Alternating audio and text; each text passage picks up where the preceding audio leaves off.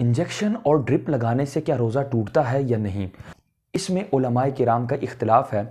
अक्सर उलमाए किराम यही फरमाते हैं और इसी पर फतवा हम जारी करते हैं कि इंजेक्शन और ड्रिप लगाने से रोज़ा नहीं टूटता।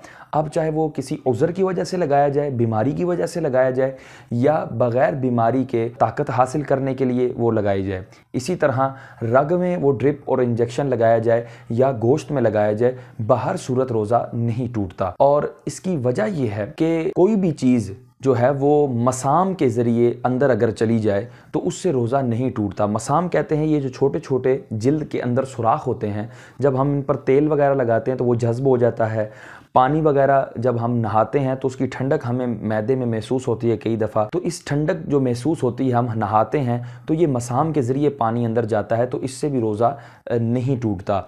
हाँ, जो मनफज़ के ज़रिए जाए, जैसे कि मुंह के ज़रिए पानी जाए, नाक के ज़रिए जाए, तो इससे रोज़ा टूट जाता है। तो इंजेक्शन और ड्रिप ये मसाम के ज़रिए दवाइयों को पहुंचाता है, तो डायरेक्ट मनफस के ज़रिए नहीं पहुंचती, जिसकी वजह से रोज़ा नहीं टूटता।